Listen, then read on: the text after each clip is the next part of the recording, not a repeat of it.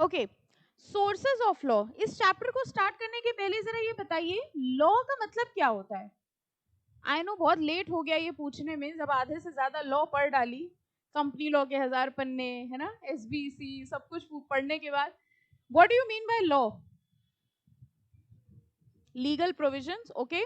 और अच्छा, कोई एक बच्चा आंसर देता है, बाकी कहते हैं हाँ बस यही मान लो, हमारा भी यही है। अपना अपना बताओ, व्हाट इज लॉ? लिखा नहीं है इधर, इधर ही देखो, उधर कुछ नहीं। What is law? Come on, इतनी सारी लॉ पढ़ी है, बड़ा सिंपल सा क्वेश्चन पूछा है, what is law? Substantive law and procedural law, ये दो तरीके के लॉ होते हैं। लॉ क्या होता है?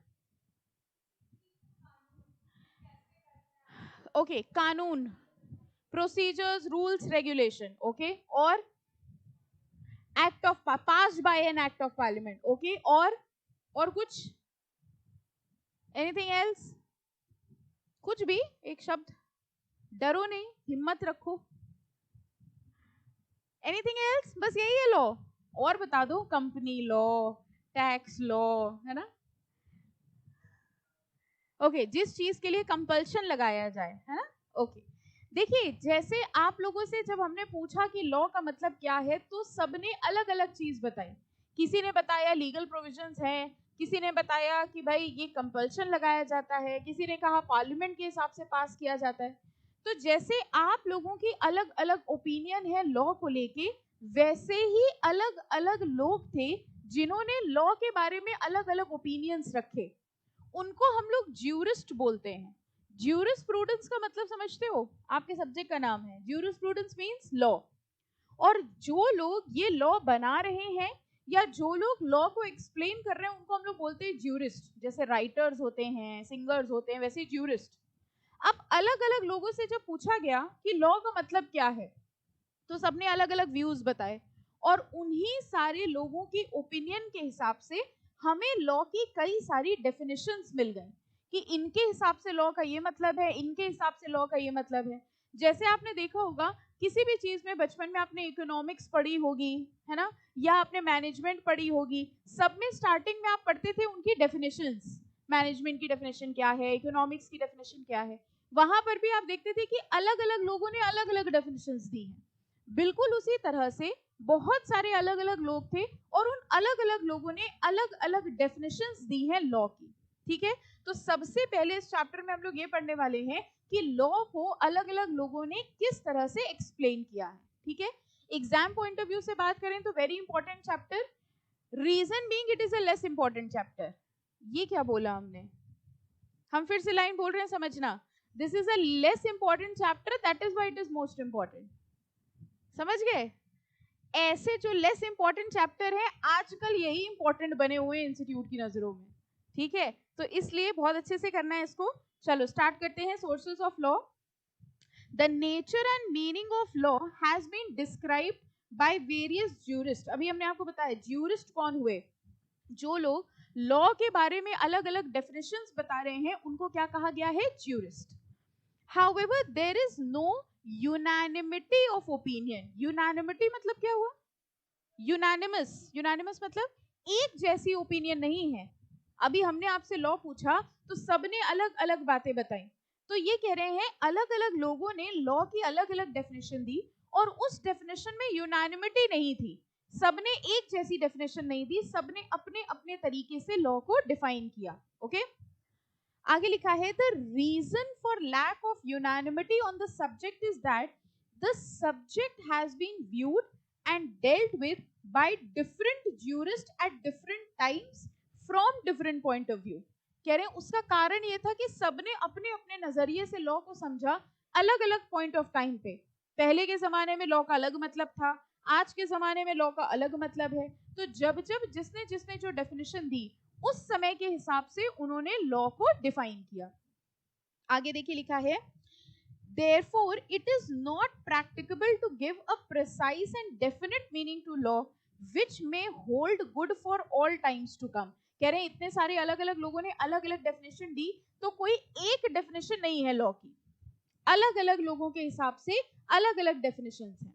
और यही आप देखिए नीचे, अगर हम लोग देखिए एक चार्ट दिया हुआ है ये अलग अलग डेफिनेशंस हैं, natural, positivistic, historical, sociological and realistic. ये आपका पहला इंपॉर्टेंट क्वेश्चन भी बन गया एग्जाम के लिए कि लॉ को अलग अलग तरीके से डिफाइन किया गया है और किस किस तरीके से डिफाइन किया गया है, जिसमें सबसे पहले आता है नेचुरल स्कूल। स्कूल समझ गए?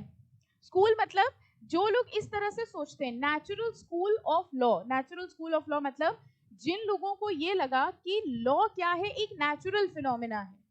अब नेचुरल का मतलब समझिए। फॉर एग्जाम्पल, एक यहाँ पे एक बच्चा बैठा था, उसने दूसरे बच्चे के थप्पड़ मार दिया, ठीक है? एक बच्चे ने दूसरे बच्चे के थप्पड़ मार दिया। बताइए किसने गलत किया? जिसने थप्पड़ मारा उसने गलत किया या जो मार खाया उसने गलत किया? बहुत टफ क्वेश्चन है, सोच के बताओ, एक दो दिन का समय लगेगा शायद। हमने आपको थप्पड़ मार दिया, अब ठीक है, अपने ऊपर बीतेगी तब समझ आएगी। हमने आपको थप्पड़ मार दिया, बताइए हमने गलत किया कि आपने गलत किया? हाँ, पता था इसमें ये आंसर आएगा। हमने कुछ, इतने इतने शरीफ हो नहीं जितने दिख रहे हो, हमने कुछ गलत किया होगा तभी आपने मारा है। नॉर्मली अगर हमने आपको थप्पड़ मारा, भूल जाओ टीचर और स्टूडेंट का रिलेशनशिप है, ठीक है? हमने आपको थप्पड़ मारा तो एक बड़ी नेचुरल सी चीज है कि जिसने मारा उसने गलत किया, ठीक है? As simple as that. हमने आपकी बुक चुरा ली, ठीक है? हमने आपकी बुक चुरा ली, वो बात अलग है, फिलहाल आप खुश हो जाएंगे, ले जाओ ले जाओ, है ना? और 3 रखी हैं बैग में, वो भी दें, है ना? बट हमने आपका कोई सामान चुरा, फोन चुरा लिया, अब ठीक है, हमने आपका फोन चुरा लिया, हमने गलत किया? गलत किया कि नहीं किया? एज सिंपल एज दैट, ठीक है? ये जो आप आंसर्स दे रहे हैं, क्या गलत है क्या सही है, ये आपने किसी लॉ में पढ़ा है? ऐसा लिखा है? ये बाय डिफॉल्ट एक नेचुरल फीलिंग आई आपके अंदर कि जो गलत काम कर रहा है वो गलत माना जाएगा। आपने फोन चुराया, गलत किया, जस्ट एंड अनजस्ट। यानी कुछ ज्यूरिस्ट ऐसे थे, कुछ लोग ऐसे थे जिन्होंने ये कहा लॉ का मतलब एक नेचुरल फिनोमेना है। जो चीज नेचुरली गलत है, दुनिया में दो चीजें हैं, सही और गलत, ये कहीं लिखा हो या ना लिखा हो, बाय डिफॉल्ट हमें अंदर से पता होता है कि क्या चीज सही है क्या गलत है। और जो लोगों की ऐसी थिंकिंग थी कि लॉ का मतलब एक नेचुरल फिनोमेना है, उनको हम लोग ने कहा कि वो कौन से स्कूल को बिलोंग कर रहे थे? Natural school of law. तो यहाँ हम लोग क्या पढ़ रहे हैं समझने की कोशिश करना, हम लोग ये पढ़ने की कोशिश कर रहे हैं कि लॉ को अलग अलग तरीके से समझा गया। सबसे पहला तरीका, कुछ लोग ऐसे थे जिन्होंने ये कहा कि नेचुरली जो चीज सही है उसको हम लॉ मानते हैं, नेचुरली जो चीज गलत है वो गलत है, चाहे वो कहीं पे किसी एक्ट में लिखी हो या ना लिखी हो। अगर हमें ऐसा लगता है कि ये जस्टिफाइड है तो वो लॉ है, अगर अनजस्टिफाइड है तो वो लॉ नहीं है। ऐसी स्कूल ऑफ थॉट को क्या कहा गया? Natural school of thought. तो देखो लिखा है, natural laws says that certain rights are inherent by virtue of human nature. Inherent by virtue of human nature मतलब क्या हुआ? इनहेरेंट है। जैसे फॉर एग्जाम्पल, आप किसी छोटे बच्चे को देखें कि वो कोल्ड ड्रिंक पी रहा है, कोल्ड ड्रिंक बैठाओ, दारू पी रहा है, ठीक है? आपने एक छोटे बच्चे को देखा वो दारू पी रहा है, क्या करोगे? कुछ नहीं, बैठ के पिएंगे? नहीं? अच्छा, आपने एक छोटे बच्चे को देखा दारू पी रहा है, आप ऑटोमेटिकली जाओगे और कहोगे ये नहीं करना चाहिए, गलत बात है। कहीं कौन सा एक्ट लगा इसके ऊपर? कौन से एक्ट में, कौन से सेक्शन में पढ़ी आपने ये बात? या आप ये कहोगे section this of this says that you should not drink दारू? नहीं, ये नेचुरली आपके अंदर आया कि ये काम करना गलत है। यानी कि आपके हिसाब से जो करना सही है वो लॉ है और जो करना गलत है वो लॉ नहीं है। ऐसी थिंकिंग जिन लोगों की थी, उन्होंने कौन सा स्कूल ऑफ लॉ क्रिएट किया? Natural school of thought.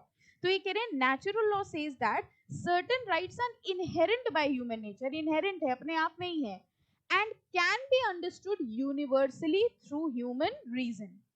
अब इसमें है क्या, इन्होंने एक स्कूल ऑफ थॉट दिया है और उसके अंदर इन्होंने 2-3 ज्यूरिस्ट के नाम दिए हैं। अगर आप देखो तो यहाँ पर इन्होंने दिया है अल्पाइन है, जस्टिनियन डाइजेस्ट है, सैलमंड है। ये 3 अलग अलग लोग हैं, 4 अलग अलग लोग हैं जिन्होंने नेचुरल स्कूल ऑफ थॉट पे लॉ की अलग अलग डेफिनेशन दी। आप याद करिए, ऐसे ही आप इकोनॉमिक्स और मैनेजमेंट में भी पढ़ते थे। याद है आपको इकोनॉमिक्स की डेफिनेशन हुआ करती थी? कौन कौन लोग थे? अल्फ्रेड मार्शल, मिले हो कभी? सुना है नाम इनका? सुना है? ना सुना हो तो भूल जाओ, रहने दो, ठीक है। तो इसी तरह से लॉ की नेचुरल थिंकिंग में इन 4 लोगों ने अपना अपना डेफिनेशन दी। अब ध्यान से सुनिए आपको करना क्या है एग्जाम पॉइंट ऑफ व्यू से। मतलब तो हमने समझ लिया। सबसे पहली चीज, लॉ को याद नहीं करना, क्योंकि लॉ को याद करना पॉसिबल नहीं है। अगर हम आपसे कहते सारे सेक्शन याद कर लो तो कह ही सकते हैं, ये हो नहीं सकता। तो अगर आपको सेक्शन नहीं याद हो रहे हैं, कई बार मेरे साथ ऐसा बच्चे मैसेज करके बोलते हैं कि मैम सेक्शन नहीं याद हो रहे हैं, क्या करें। तो बच्चों को लगता है हमारे अंदर कोई कमी है कि हम ही से सेक्शन याद नहीं हो रहे हैं। सेक्शन याद हो भी नहीं सकते, ठीक है, क्योंकि हर एक्ट के अपने सेक्शंस हैं। फॉर एग्जाम्पल, अगर मान लीजिए आपकी ज्यूरिस की बुक में 12 चैप्टर्स हैं, तो वो 12 अलग अलग एक्ट हैं, ठीक है। और कोई एक सेक्शन, लेट से सेक्शन 24, ये 12 बार दिया होगा। आप ये समझते हो? तो इज इट पॉसिबल रजनीकांत हो? It's not possible. याद क्या करना है हम आपको बता दे रहे। सेक्शंस आपको याद करने कंपनी लॉ में पार्ट बी के डायरेक्टर्स एंड मीटिंग्स, वो शायद आपको थोड़े बहुत पढ़ते पढ़ते याद हो भी गए हों। कंपनी लॉ के पार्ट बी के बस सेक्शंस याद कर लीजिए, और किसी और में किसी और सेक्शन को याद करने की बिल्कुल भी जरूरत नहीं है। कभी भी ऐसा नहीं हो सकता कि 100 नंबर का पेपर सेक्शंस पे आ जाए। करना क्या है, कॉन्सेप्ट समझना है, ठीक है, उसको हिंदी में समझना है, इंग्लिश में ट्रांसलेट करके लिखना है, दैट्स इट, ठीक है। रही बात मॉड्यूल की लैंग्वेज, लॉ की लैंग्वेज, जब आप मॉड्यूल से पढ़ते हैं ना तो बाय डिफॉल्ट वही लैंग्वेज आपके आंसर्स में आ जाती है। और इतनी तो लॉ अब आपने पढ़ ली है कि लॉ के शब्द आप नॉर्मल भाषा में भी बोलने लग गए हैं। तो ये बिल्कुल परेशान मत होइए कि हम एज इट इज यही लैंग्वेज लिखें, यही वर्ड लिखें, ओके। तो बिल्कुल सिंपल, मतलब समझो हिंदी में क्या है और उसको ट्रांसलेट करके इंग्लिश में लिखिए, that's it. First thing is concept clarity, okay. तो हम लोग यहाँ पे पढ़ रहे हैं अलग अलग डेफिनेशन। नेचुरल स्कूल के बारे में हमने आपको बताया, जिसमें आपको करना क्या है, 4 नाम दिए हैं, इसमें से किसी एक का नाम याद कर लो, ठीक है, और मीनिंग याद कर लो। बहुत ध्यान से सुनना, हम लोग को करना क्या है, किसी एक का नाम याद कर लेंगे हम लोग, ठीक है, और हम लोग इसका मीनिंग समझ लेंगे। अब अगर एग्जाम में क्वेश्चन आता है नेचुरल स्कूल ऑफ लॉ, तो आप उस एक बंदे का नाम, जैसे पहला वाला देखो लिखा है अल्पाइन, लिखा है अल्पाइन, याद कर लिया हमने नेचुरल स्कूल ऑफ लॉ का। एग्जाम में अगर क्वेश्चन आता है तो नेचुरल स्कूल ऑफ लॉ की मीनिंग लिखो, जो मीनिंग अभी हमने आपको समझाई है, what is just and what is unjust, ठीक है। And the definition of natural school of law was supported by Alpine. आपने अल्पाइन की डेफिनेशन नहीं लिखी, आपने अल्पाइन का नाम लिखा और उसको अंडरलाइन कर दिया। आप एग्जामिनर को क्या बताना चाह रहे हो? आप एग्जामिनर को ये बताना चाह रहे हो कि हमें एग्जैक्टली पता है कि नेचुरल स्कूल ऑफ लॉ किस ज्यूरिस्ट ने बोला है या किस ज्यूरिस्ट ने सपोर्ट किया है। आपको अकलमंदी समझ में आई? हुआ क्या, आपने कुछ ना याद करके भी सब कुछ कर दिया। This is how intelligently you can write the answer. क्योंकि नॉर्मली कोई भी क्वेश्चन आता है तो अब आपकी एक आदत होती है, आपको आंसर आता हो या ना तो आप बांध बहुत अच्छा लेते हैं। बांधना समझते हो? उसी में तो एक्सपर्ट हो। एक ऐसा क्वेश्चन जिसके बारे में आपको कुछ नहीं आता, कला है आपकी, आप 2 पन्ने लिख सकते हैं, ये है आपके अंदर कैलिबर, है ना, 2 पन्ने लिख सकते हैं। तो ये एग्जामिनर को समझ में आ जाता है कि आपको आंसर आता था कि आपने कहानी लिखी हुई है, ठीक है। तो यू नीड टू फोकस, आपको एग्जामिनर को ये यकीन दिलाना है कि हमने जो लिखा है कहानी नहीं, हमें आता था। और ये आप कैसे उसको यकीन दिला सकते हो, किसी एक का नाम लिख दो, तो he will be very sure कि नहीं बच्चे ने एग्जैक्टली पढ़ा है, कुछ भी नहीं लिखा है, ठीक है। तो हम लोग को बस नेचुरल स्कूल ऑफ थॉट का मीनिंग लिखना है, and this definition was supported by, या this school of thought was supported by a famous jurist Alpine, underline कर दिया। समझ में आ गया? तो इतना टेक्निकल कुछ नहीं याद करना, बस ये वाली लाइन देख लो, ये सिंपल है, natural law says that certain rights are inherent by virtue of human nature. और देखो अल्पाइन ने कहा क्या है, he defined law as the art और science of what is equitable and good. What is equitable and good, जो चीज equitable है, जो गुड है, जो सही है, उसी को क्या माना गया है, law. And this is what is natural school of thought. Naturally जो चीज इक्विटेबल है, जो चीज गुड है, जो चीज जस्ट है, उसी को ही क्या माना जाएगा, लॉ, ठीक है। तो ये पहला स्कूल ऑफ थॉट है। इसी में ही और डेफिनेशन है, जैसे कुछ जस्टिनियन डाइजेस्ट है, जिनके हिसाब से the standard of what is just and unjust, जो सही है, जस्ट है, जो अनजस्ट है, उसी की साइंस को, उसी की आर्ट को बेसिकली क्या कहा जाता है, नेचुरल स्कूल ऑफ थॉट, ठीक है। तो हम लोग पढ़ क्या रहे हैं, हम लोग लॉ की अलग अलग डेफिनेशंस पढ़ रहे हैं, जिसमें से सबसे पहली डेफिनेशन हम लोगों ने किसकी पढ़ी, natural school of thought. Natural school of thought में दो नाम याद कर लो, एक तो याद रही जाएगा, एक अल्पाइन हो गए और एक सैलमंड हो गए। सैलमंड इजी है ना, कई बार यूज होता है नाम। जो नाम ना याद हो रहा हो वो अपने दोस्त का रख दिया करो। हाँ, जैसे आपने अपने दोस्त का नाम अल्पाइन रख दिया, ठीक है, अब आपको याद रहेगा हमेशा, ठीक है। हाँ, दैट इज वेरी सिंपल। कोई दोस्त ना मिल रहा हो अपना ही रख लो, उसमें कौन सी बड़ी बात। तो नेचुरल स्कूल ऑफ थॉट में दो ज्यूरिस्ट पढ़ लिया हम लोगों ने, कौन कौन, अल्पाइन एंड सैलमंड। और नेचुरल स्कूल ऑफ थॉट कहता क्या है, जो जस्ट है, जो इक्विटेबल है, जो गुड है, वही सारी चीजों को क्या कहा जाता है, लॉ, ठीक है। This is the first school of thought. अब नेक्स्ट आ जाओ, positivistic definition of law. This is second, positivistic definition of law, और इसमें नाम मार्क कर लीजिए, John Austin. Okay, positivistic definition देखो क्या कहता है। पॉजिटिविस्टिक डेफिनेशन का मतलब जो काम करना हमारी ड्यूटी है वो लॉ है, ठीक है। नेचुरल स्कूल ऑफ थॉट क्या कह रहा था, जो सही है वो लॉ है। लेकिन एक बात बताइए, अगर हम लोग ये मान के चलें टैक्स पे करना हमारी ड्यूटी है, सरकार हमारे लिए बहुत सारी चीजें करती है और उसके लिए हमें सरकार को कुछ पेमेंट करना है, तो टैक्स पे करना हमारी ड्यूटी है। जो काम करना हमारी ड्यूटी है और वो काम अगर हमने नहीं किया तो हमें पनिशमेंट मिलेगी, इसी को ही लॉ कहा जाता है। अब बताइए, टैक्स पे करना हमारी ड्यूटी है, अगर हमने टैक्स पे नहीं किया तो हमें पनिशमेंट मिलेगी, tax paying is a law. ये जिन लोगों ने सोचा, ऐसी सोच जिन लोगों की थी, उन लोगों ने कौन सा स्कूल ऑफ थॉट दिया, positivistic definition of law.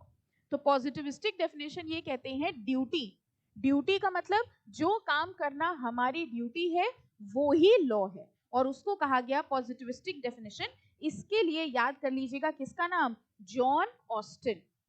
According to John Austin, law is aggregate of rules set by a man as politically superior or sovereign to men as political subject. अब मार्क करो, in other words, ये याद करना, in other words, law is the command of the sovereign. It obliges certain course of conduct or imposes a duty and backed by sanction. Underline कर लो ये word, imposes a duty and backed by sanction. Imposes a duty मतलब हमारे ऊपर एक duty लगाई जा रही है, backed by sanction को लिख लो कंपल्शन। ये ड्यूटी है लेकिन कंपल्शन है। अच्छा बताओ, क्लास में आना आपकी ड्यूटी है कि कंपल्शन है? क्लास में आना आपकी ड्यूटी है कि कंपल्शन है? आप सोच रहे हैं क्या बोलें, ड्यूटी है कि कंपल्शन है? ड्यूटी है, कंपल्शन नहीं है। कंपल्शन होती तो सब आए हुए होते, इसीलिए ये लॉ नहीं है। समझ में आया? ड्यूटी तो है, कंपल्शन नहीं है। कंपल्शन होता, मान लीजिए हम ये कहते हैं कि अगर आपने एडमिशन लिया तो आपको क्लास में आना कंपल्सरी है, नहीं तो जेल हो जाएगी। फिर देखो अटेंडेंस, है ना, और तब ये लॉ भी होता। अभी क्या है, ड्यूटी तो है, कंपल्शन नहीं है। कंपल्शन नहीं है इसलिए ये लॉ नहीं है।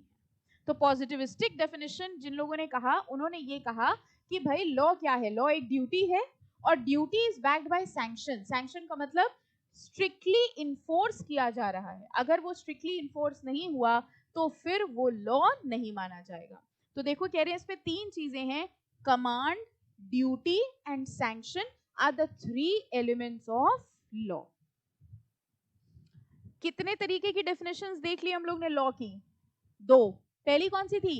Natural school of law. Natural school of law क्या कह रहा था? जो जस्ट है, जो सही है, जो गुड है, वो है लॉ। कौन से दो लोग थे जो सपोर्ट कर रहे थे? Alpine and salmon. सेकंड कौन सी पढ़ी हम लोगों ने? Positivistic definition. पॉजिटिविस्टिक डेफिनेशन क्या कह रहा था? लॉ क्या है? It is a duty backed by sanction. Duty है और कंपल्सरी है, जो ड्यूटी है और कंपल्सरी है वही लॉ है, और ये किसने सपोर्ट किया था? John Austin. हो गए दो, ठीक है। तीसरे पे आ जाओ, historical definition of law. Historical देखो नाम से समझ में आ रहा है, हिस्ट्री, ठीक है। कुछ लोगों का ये मानना था कि जो पुराने जमाने के रीति रिवाज हैं, कस्टम्स हैं, वही आज लॉ बन गए हैं।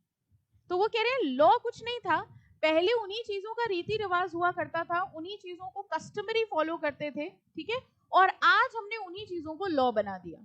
ओके, अब ये बताइए कस्टम्स जो होते हैं, कस्टम क्या होता है, सबके लिए एक होता है या अलग अलग रीजन के हिसाब से, अलग अलग शहर, अलग अलग स्टेट के हिसाब से अलग अलग होते हैं?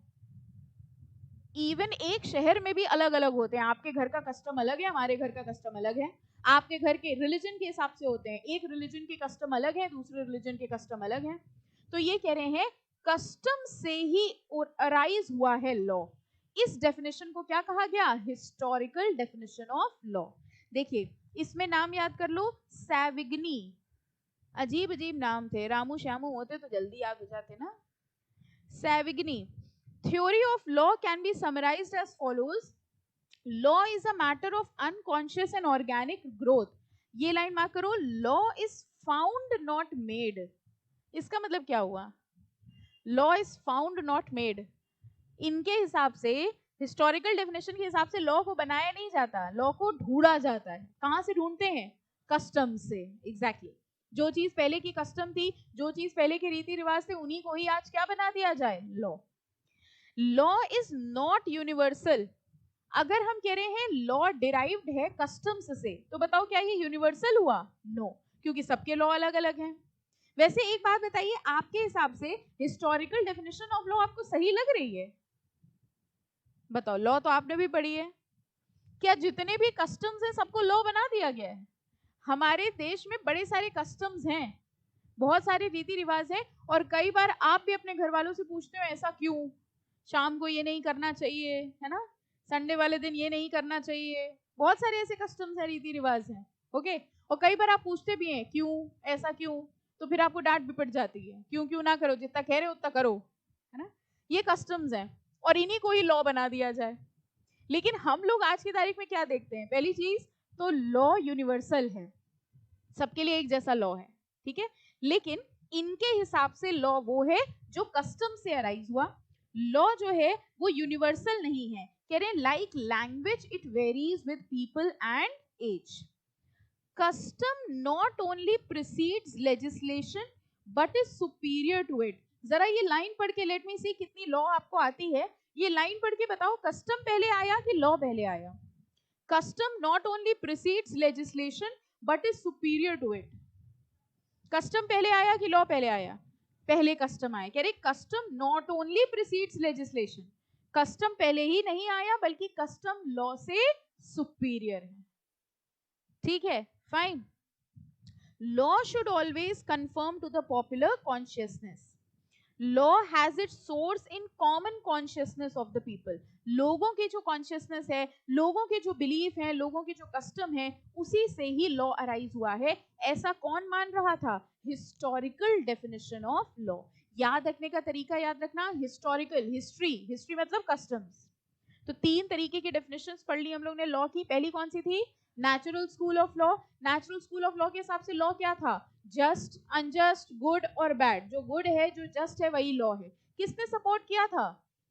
Alpine and salmon. Very good. Second कौन सी थी? Positivistic definition. पॉजिटिविस्टिक डेफिनेशन के हिसाब से लॉ क्या था? Duty backed by sanction. अब अगर आपने ये वर्ड लिख दिया, duty backed by sanction, so this is the exact language of law.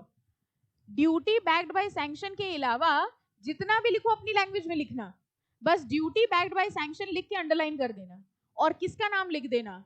John Austin. तीसरी कौन सी है? Historical definition. Historical definition of law किसने सपोर्ट करी थी? सैविग्नी। ठीक है, और इन्होंने क्या कहा था कि ये हमारा लॉ कहां से अराइज हो रहा है? कस्टम से, हिस्ट्री से।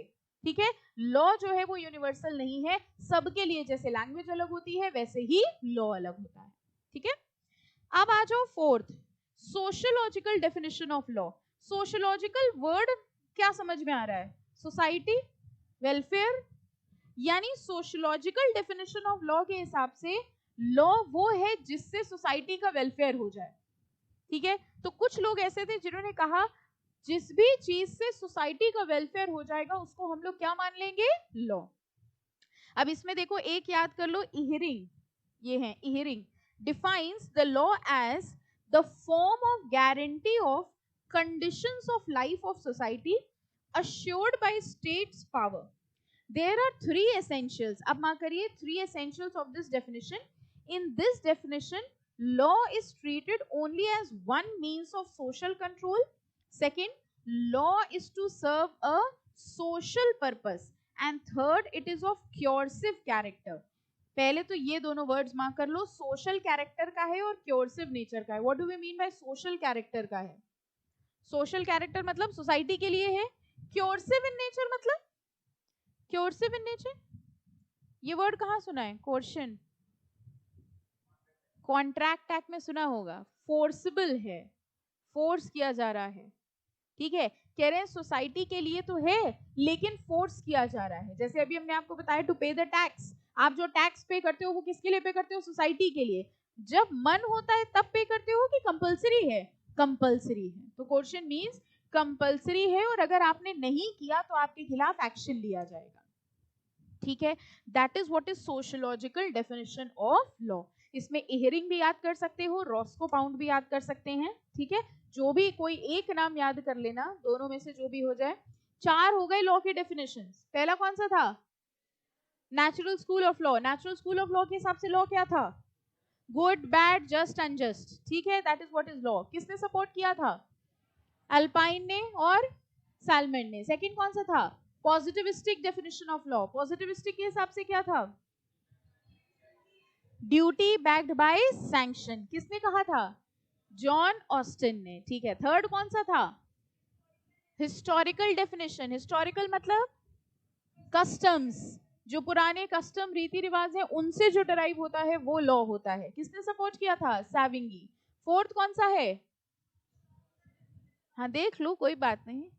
Sociological definition. सोशियोलॉजिकल मतलब फॉर द सोसाइटी. दो मेन फीचर्स थे, done for the society, social purpose and coercive in nature. Coercive ना याद रहे, कंपलसरी इन नेचर. ठीक है, और किसने सपोर्ट किया था? इहरिंग या रॉस्को पाउंड. ठीक है, और लास्ट आता है रियलिस्टिक डेफिनेशन ऑफ लॉ. कह रहे हैं realist define law in terms of judicial process. Realist definition of law या रियलिस्टिक डेफिनेशन ऑफ लॉ वालों ने ये कहा, जजेस जो डिक्लेयर कर दें वो लॉ है. कह रहे हैं कोर्ट में कोई केस हुआ, उस केस का जो डिसीजन आया, जजेस ने वो डिसीजन डिक्लेयर कर दिया तो वो लॉ बन गया. जैसे फॉर एग्जांपल आपने कंपनी लॉ में सैलमन वर्सेस सैलमन सुना होगा. सुना है? एक केस है सैलमन वर्सेस सैलमन. उस केस में बताओ जज ने क्या डिसीजन दिया था? हो गया चैप्टर 1 हो गया. कंपनी लॉ का चैप्टर 1 हुआ? इसमें भी डाउट है, बस इतना पूछ रहे हैं हुआ कि नहीं हुआ. हो गया ना. तो उसमें एक सैलमन वर्सेस सैलमन का केस है. क्या डिसीजन मेन आया था? Company is a separate legal entity.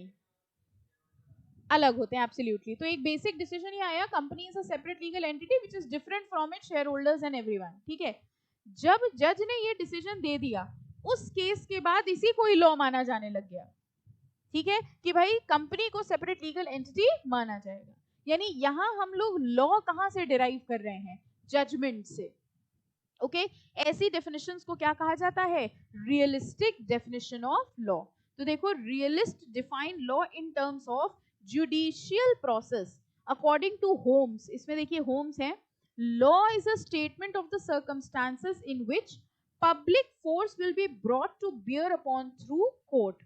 इसमें ये याद कर लो, ये वाला कार्डोजो, अ प्रिंसिपल और rule of conduct so established as to justify a prediction with reasonable certainty that it will be enforced by the court.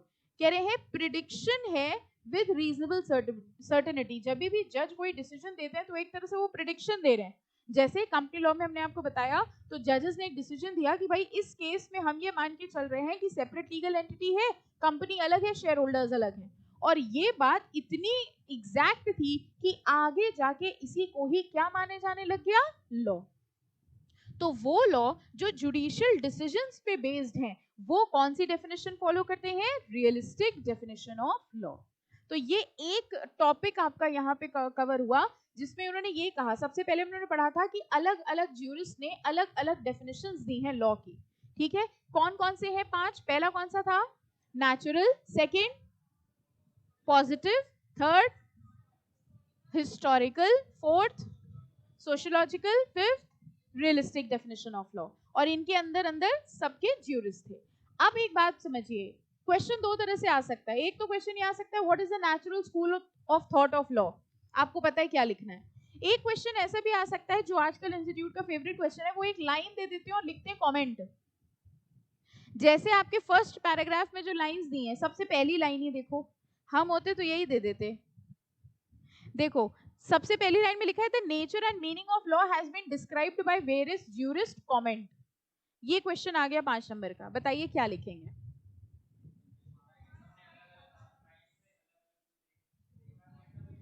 अब देखो, अब क्योंकि आपने पढ़ लिया है तो इसके दो तरीके के आंसर्स हो सकते थे। नॉर्मल बच्चा जिसने ये नहीं पढ़ा होगा वो क्या करेगा, वो इसी लाइन को डिस्क्राइब कर देगा, ठीक है। Yes, nature and meaning of law has been described by various jurist, there are various jurist who have defined law, ऐसे तो लिखते हो, है ना। फिर in other words there are various jurist who have defined law differently, in simple words, फिर यही line, और लास्ट में to conclude various jurist have defined different law. तो आपने लिख दिया आधे पन्ने का आंसर, लेकिन एग्जामिनर को तो समझ आ गया कि आप क्या कर रहे हो। ऑन द अदर हैंड दूसरे बच्चे ने क्या लिखा है, ये लाइन लिखी और फिर उसने 5 नाम लिखे और उसके अंदर उसने उन ज्यूरिस्ट के नाम लिखे। एग्जैक्ट आंसर हुआ? आपने कुछ नहीं याद किया, but your answer is so exact. आप लिखेंगे yes there are various jurist who have defined law differently, for example first natural school of law, second positivistic, third historical, fourth sociological, ठीक है। Now let's study them in detail. आपको तो आता है ना answer, आता है तो दिखाओ। First natural school of law, natural school of law के अंदर क्या लिखोगे, defines just, unjust, good and bad. किसने सपोर्ट किया? Alpine supported the natural school of law, alpine को अंडरलाइन कर दिया। इससे बेटर आंसर हो सकता है, सोचो। इसी तरह सेकंड, सेकंड कौन सा था? पॉजिटिविस्टिक, क्या वर्ड है? ड्यूटी बैक्ड बाय सैंक्शन, किसने सपोर्ट किया था? John Austin. Third historical, historical मतलब अराइजिंग फ्रॉम कस्टम्स, किसने सपोर्ट किया था? सैविंगीज, ठीक है। Fourth sociological, sociological means society, it is done for the society and coercive in nature या compulsory in nature, supported by Ihering, ठीक है। And last वाला कौन सा था? Realistic definition which is based on judicial decisions, ठीक है। इससे ज्यादा टफ क्वेश्चन नहीं आ सकता इस टॉपिक से, क्लियर। चले आगे। ओके देखो लास्ट में इन्होंने कंक्लूजन लिखा हुआ है। हाँ देखिए, to summarise following are the main characteristics of law and definition to become universal one must incorporate all these elements। कह रहे हैं किसी भी definition of law के लिए ये सारे elements होना जरूरी हैं। law presupposes a state, कह रहे हैं लॉ के हिसाब से एक स्टेट होना चाहिए, एक जगह होनी चाहिए जहां के लोग हो और वो उस लॉ को फॉलो करें। the state makes or authorizes, recognizes, sanction the rules which are called law। जैसे अगर हम कहें तो हमारी कंट्री में हम ये मान के चलते हैं पार्लियामेंट है, पार्लियामेंट को यहाँ स्टेट मान लिया गया, ठीक है, पार्लियामेंट है, वो पार्लियामेंट है जो लॉ बना रही है, वो पार्लियामेंट है जो ये रूल्स बना रही है। For the rules to be effective there are sanctions behind it, कह रहे हैं अगर हम चाहते हैं कि वो लॉ इफेक्टिव हो तो उसके पीछे सैंक्शन यानी उसके पीछे कंपल्शन लगाया जाता है। मतलब ये लॉ है, अगर आप फॉलो नहीं करोगे, फॉर एग्जाम्पल हेलमेट पहन के आना है बाइक से, टू व्हीलर से, अगर नहीं पहन के आओगे तो चालान कट जाएगा। स्पीड लिमिट इतनी होनी चाहिए, गाड़ी में 2 लोग बैठे होने चाहिए, नहीं होगा तो चालान कट जाएगा, ठीक है। अगर सैंक्शन नहीं होगा, कंपल्शन नहीं होगा, तो फिर वो लॉ स्ट्रिक्टली फॉलो नहीं हो सकता। And these rules are made to serve some purpose, हर लॉ किसी ना किसी पर्पस के लिए बनाया गया है। आपको लगता है ऐसा कि लॉ किसी ना किसी पर्पस के लिए बनाया गया है, कि आपको लगता है इसलिए बनाया गया हमारा फोर्स बढ़ाना चाहते हैं बस? हमारे देश में कितने लॉ है ना, आपसे ज्यादा कौन समझ सकता है इसको, है ना। आपके तो सारे सब्जेक्ट्स में से लॉ ही लॉ है। आई थिंक मॉड्यूल 2 में अकाउंट्स एफएम छोड़ के सारे लॉ ही लॉ है। टैक्स भी तो क्या है, लॉ, ठीक है। तो हमें तो कई बार ऐसा लगता है लॉ बनाए इसलिए जाते हैं कि सीएस वालों का कोर्स बढ़ाया जाए, है ना, और फिर चेरी ऑन द टॉप उसके अमेंडमेंट्स, है ना, फिर नया लॉ। अब सोच के देखिए, आपने कंपनीज एक्ट पढ़ा इतने मन से, इतने अच्छे से, जैसे ही आप सीएस बन के निकले, मान लो कंपनीज एक्ट 2025 आ गया, है ना, फिर क्या करोगे? फिर फोन करेंगे सर को, सर अब बताइए नया वाला कैसे करें। That is why you should always learn how to read law, law को पढ़ा कैसे जाता है, ताकि दुनिया में कोई भी लॉ, ऐसे ही हुआ था 1956 का था कंपनीज एक्ट, आई होप इतना याद है। फिर कंपनीज एक्ट 2013 आया, तो कुछ बच्चे ऐसे थे जिनका प्रोफेशनल, मतलब ये तब की बात बता रहे 2013 की, जब 2013 एक्ट आया तो कुछ बच्चे थे उनका प्रोफेशनल क्लियर हो गया फाइनल लेवल, ठीक है, 1956 एक्ट से। अब वो गए इंटरव्यू में, इंटरव्यू देने, और वहां तब तक आ चुका था 2013। अब इंटरव्यूअर ने उनसे क्वेश्चन पूछ लिया 2013 का, अब वो क्या बोले, हमारी कोर्स में तो 1956 था। You can not say that. अगर आप एक्सपर्ट ऑफ लॉ हैं तो आप ये नहीं कह सकते कि हमारे कोर्स में तो था ही नहीं। तो जैसे कोई क्लाइंट मान लो आ गया आपके पास, तो क्या बोलोगे, ये चैप्टर तुम छोड़ के गए थे? नो, जिस दिन सीएस बने उस दिन दुनिया की नजरों में आपको सब कुछ आता है। इवन अभी तो आप छोटे हैं, अभी थोड़े टाइम बाद आपके साथ पता है क्या होगा, आपने जिन रिश्तेदारों को बताया है ना सीएस कर रहे हैं, सीएस कर रहे हैं, फिर कोई ऐसा मैटर आता है ना, वो सीधे आपसे कहेंगे तुम तो सीएस कर रहे हो, बताओ जरा हमारी कंपनी में ये चल रहा है, ये टैक्स का ये आया है, बताओ जरा क्या होगा। तो ऑब्वियसली दे आर एक्सपेक्टिंग कि आपको सब कुछ आता है, they are expecting I am not. हमें बिल्कुल एक्सपेक्टेशन नहीं है कि आपको आता है, किसी को नहीं आता है, जब पढ़ रहे हैं तो कहाँ से आता होगा, बट लोगों को ये लगने लग जाता है अच्छा टैक्स पढ़ रहे हो, ये बताओ जरा, ठीक है। तो यू कैन नेवर से कि हम ये छोड़ के गए थे या ये हमें आता नहीं है। एनीवेज, एक टॉपिक हम लोग ने डन कर लिया, वो कौन से थे, डेफिनेशंस ऑफ लॉ। देखो अब इन्होंने ये दिया है कि आपकी बुक में मैच द फॉलोइंग, इंस्टीट्यूट को भी लगा कि ज्यूरिस बोरिंग हो रही, चलो मैच द फॉलोइंग करा लें, कर लोगे ये, ट्राई करो जरा। इसमें देखो इसको भी वो सही से नहीं दे पाए, ये बताओ क्या गलती है, फोर्थ एंड फिफ्थ पॉइंट में देखो क्या गलती है, और सही भी करो अपने आप से। रियलिस्टिक डेफिनेशन ऑफ लॉ 2 बार दिया हुआ है, क्या होना चाहिए। अब देखिए आप इतने इंटेलिजेंट हो गए कि क्वेश्चन भी खुद ही बता रहे हैं, है ना। नेचुरल स्कूल ऑफ लॉ कौन होंगे, सैलमन होंगे, okay. Positivistic definition John Austin, very good. Historical, historical में कौन होगा, सैविग्नी। रियलिस्टिक डेफिनेशन में कौन होगा, रियलिस्टिक डेफिनेशन में हम लोग ने कार्डोजो देखी थी, होम्स भी है, पहली वाली देखो होम्स ही है ना, इन्होंने मैच द फॉलोइंग में होम्स दिया हुआ है, ओके। और सोशियोलॉजिकल में कौन होगा, ठीक है। वैसे ऐसा क्वेश्चन आज तक आया तो है नहीं, मैच द फॉलोइंग, ठीक है, उम्मीद भी ना करो कि आएगा, अगर आ गया तो कर लेंगे पक्का। चलो अब हम लोग पढ़ेंगे significance of law, next topic. Any doubts to anyone, पक्का, कुछ पूछना पूछ लीजिए, आउट ऑफ द टॉपिक पूछ लो, कोई पर्सनल प्रॉब्लम, वो बात नहीं कर रही, नहीं, अच्छा ठीक। The law and the system through which it operates has developed over many centuries into the present combination and statutes, judicial decision, custom and convention। Topic है क्या, सिग्निफिकेंस। सिग्निफिकेंस का मतलब क्या हुआ, इंपॉर्टेंस, कह रहे हैं लॉ की क्या इंपॉर्टेंस है। इसमें नेक्स्ट पैराग्राफ में पहली लाइन मार्क करो, लॉ इज नॉट स्टैटिक, ये तो आप समझ सकते हैं ना, स्टैटिक है कि डायनामिक है, डायनामिक, चेंज होती रहती है। As circumstances and conditions in a society change, laws are also changed to fit the requirements of society. At any given point of time, the prevailing law of a society must be in conformity with the general statement, custom, aspiration of its people. कह रहे हैं जैसे society change होती रहती है, circumstances change होते रहते हैं, वैसे ही लॉ भी चेंज होता रहता है। Modern science and technology have unfolded vast prospects and have aroused new and big ambitions in men. Materialism and individualism are prevailing at all spheres of life. These developments and changes, अभी underline मत करना, बता देंगे।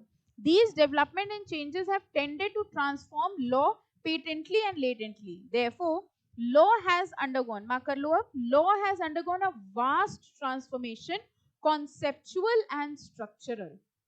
कह रहे law में बहुत सारे चेंजेस होते जा रहे हैं। जैसे आपने देखा, पहले आपको याद होगा जीएसटी के पहले क्या होता था, जीएसटी के पहले क्या होता था, वैट होता था, सर्विस टैक्स होता था।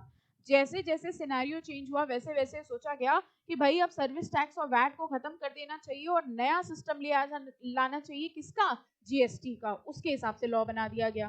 ठीक है, पहले कंपनीज एक्ट 1956 था, तब के टाइप की कंपनीज अलग होती थी, आज के जमाने की कंपनीज अलग होती हैं। तो इस हिसाब से जैसे जैसे हमारी सोसाइटी मॉडर्नाइज होती जा रही है वैसे वैसे लॉ को भी चेंज किया जा रहा है। The objective of law, underline करिए, the object of law is to form an order which in turn provides hope of security for the future. चाहे लॉ पहले बनाया जाए चाहे बाद में बनाया जाए, ऑब्जेक्टिव यही है कि सोसाइटी को सिक्योरिटी मिले। अब आ जाइए very important, sources of Indian law. कहां कहां से लॉ डिराइव्ड है, इसमें देखिए ये एक चार्ट दिया हुआ है, छोटा सा डायग्राम है, principal source of Indian law and secondary sources. Very important, mark कर लो इस टॉपिक को। सबसे पहले हम लोग आएंगे principal sources of Indian law.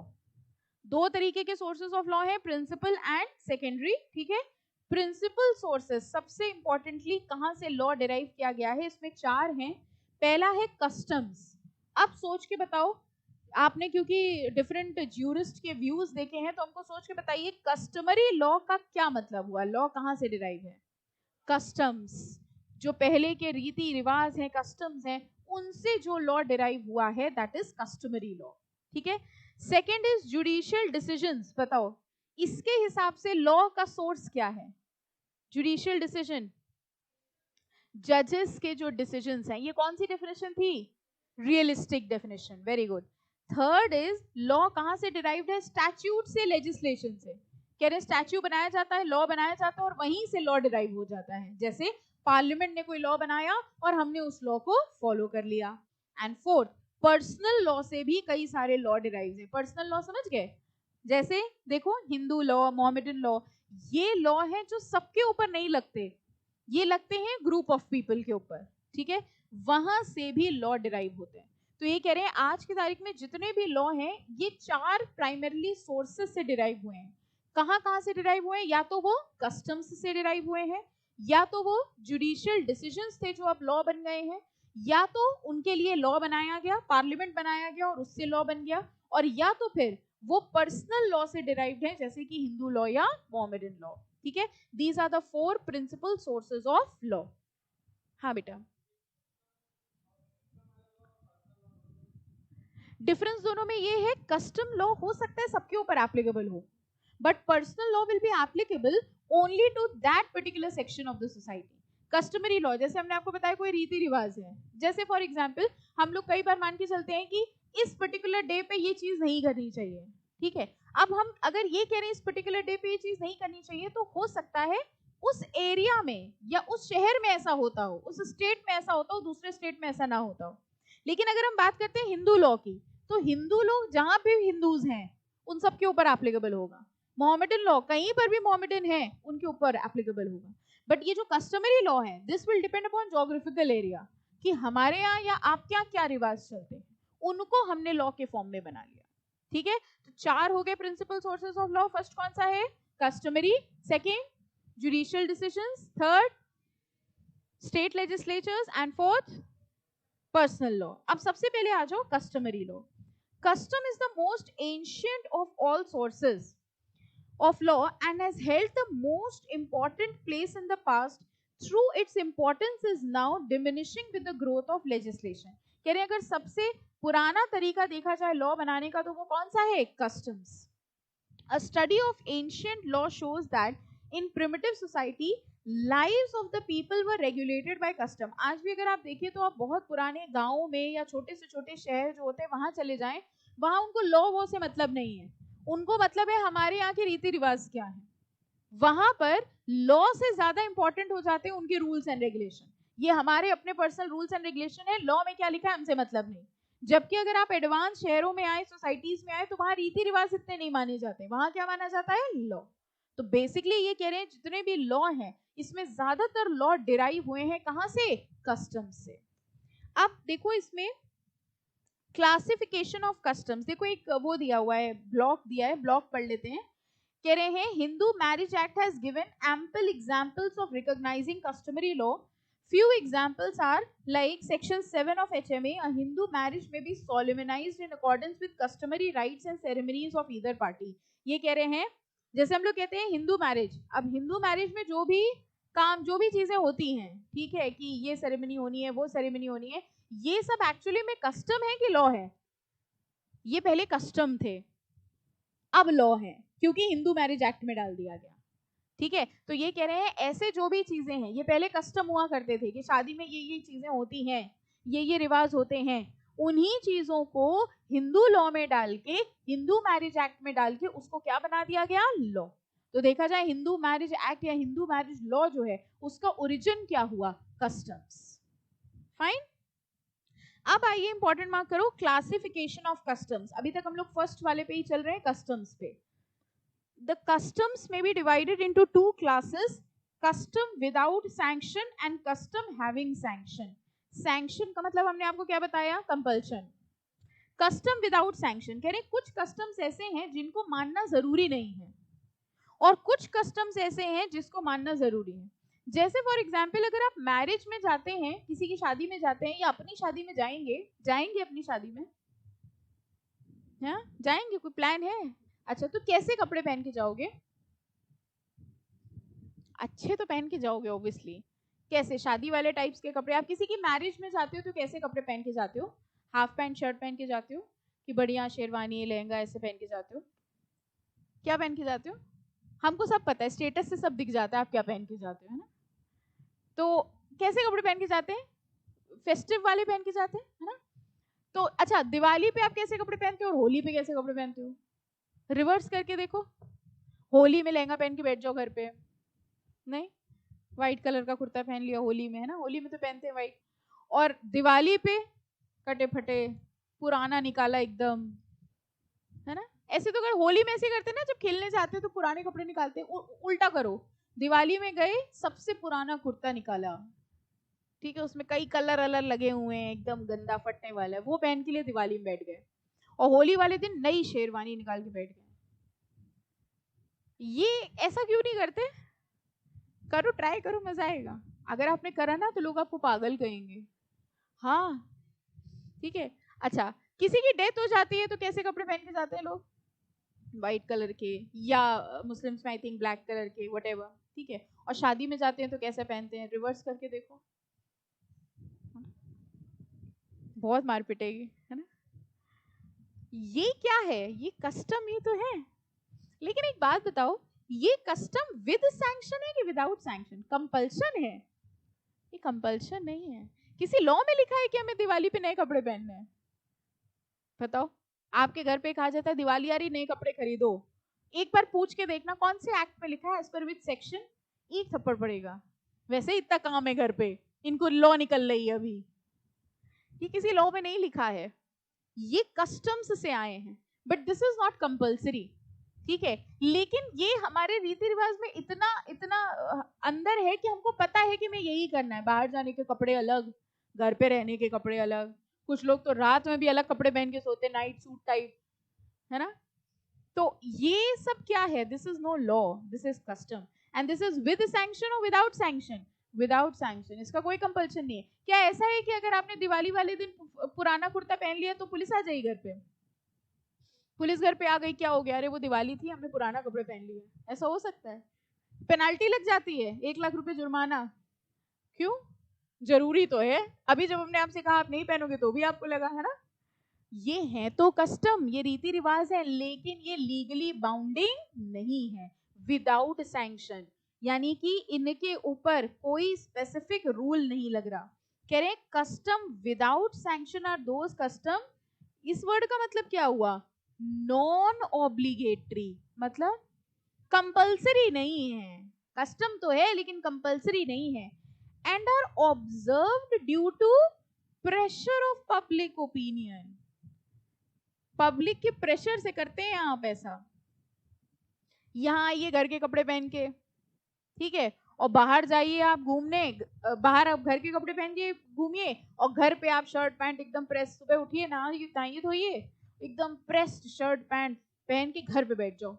फिर देखो ना, घर से निकाल दिए गए तो हमसे कहना, जब कहीं जाना नहीं है तो क्यों, ऐसे डांट भी पड़ जाती ना कई बार, कहीं जाना आना है नहीं, तैयार होके बैठ जाते हैं। ठीक है, ये किसी लॉ में नहीं लिखा, आपकी मर्जी आप कर सकते हो लेकिन आप नहीं कर पाते, क्यों, पब्लिक प्रेशर। ठीक है, तो ये कह रहे हैं ये ऐसे होते हैं, these are called positive morality. Custom without sanction. With sanction कौन से होते हैं, कह रहे हैं custom having sanction are those which are enforced by the state. कह रहे हैं enforced by the state, compulsory किया है स्टेट ने टैक्स पे करना। कस्टम है, हाँ है, पहले भी लोग पे करते थे, आपको याद होगा पहले के टाइम पे टैक्स नहीं होता था, लेकिन उसके अलग अलग नाम होते थे, लगान भी बोलते थे कई जगह पर, है ना, टैक्सेस वैक्सेस पे करते थे। आज वो रूल बन गया, लॉ बन गया, अपनी मर्जी पे है कि कंपलसरी है, कंपलसरी है। तो custom with sanction, custom without sanction. With sanction मतलब जिसमें इन्फोर्सिबिलिटी बाय स्टेट है, विदाउट सैंक्शन मतलब जिसमें कोई इन्फोर्सिबिलिटी नहीं है लेकिन पब्लिक प्रेशर की वजह से हमको वो फॉलो करने पड़ते हैं। आगे लिखा है, कह रहे कस्टम विद सैंक्शन दो तरीके के होते हैं, लीगल और कन्वेंशनल। लीगल एंड कन्वेंशनल, कह रहे हैं कुछ कस्टम हम इसलिए फॉलो करते हैं क्योंकि लॉ में लिखा है। ठीक है, अब ध्यान से सुनना, कुछ ऐसे होते हैं, अभी ये जो है ना इसको कुछ लिखना नहीं, अभी हम इसका चार्ट बनवा देंगे तो इजी हो जाएगा, पहले सिर्फ अंडरस्टैंड करते हैं। लीगल एंड कन्वेंशनल, कह रहे हैं कुछ लॉ हम लोग सिर्फ इसलिए फॉलो करते हैं क्योंकि लॉ में लिखा है, कंपलसरी है। कुछ लॉ, कुछ रूल्स हम इसलिए फॉलो करते हैं क्योंकि लॉ में तो नहीं लिखा है लेकिन मेरे और आपके बीच में कॉन्ट्रैक्ट हुआ है।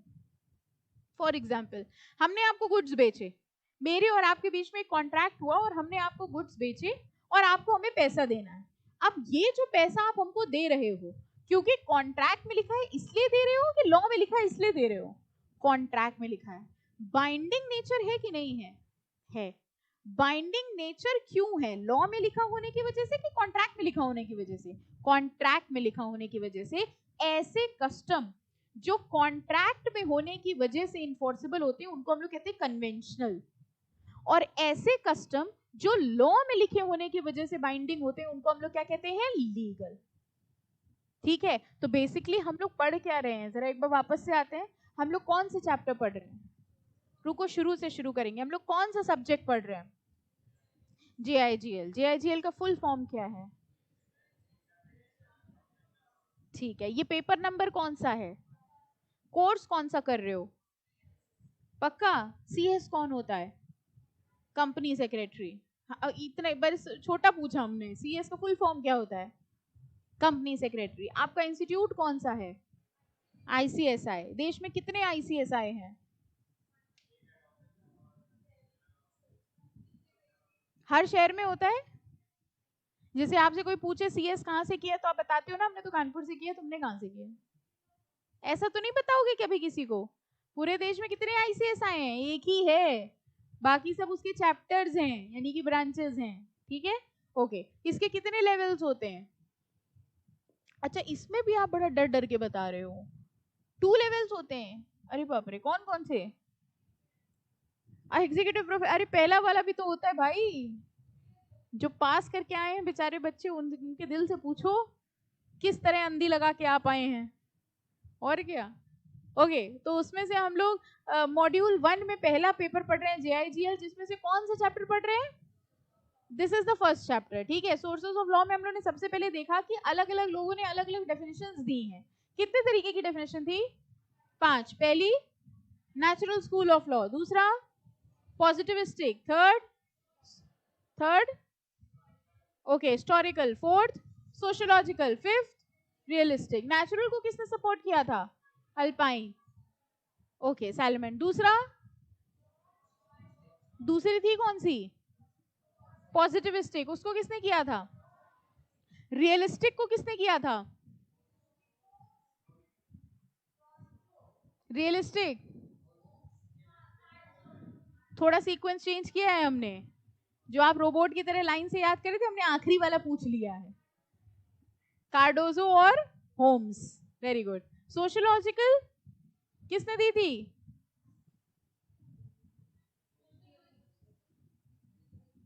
एरिंग, पक्का, ओके, और कौन सी बची, हिस्टोरिकल किसने दी थी, सेविंगी। ठीक है, उसके बाद हम लोगों ने एक टॉपिक पढ़ा था सिग्निफिकेंस ऑफ लॉ। सिग्निफिकेंस मतलब इंपॉर्टेंस ऑफ लॉ, जिसमें बेसिकली देखा था लॉ स्टैटिक है कि डायनामिक, स्टैटिक है ना, स्टैटिक है कि डायनामिक? अरे जो बोल दे हाँ बोलो, और क्या।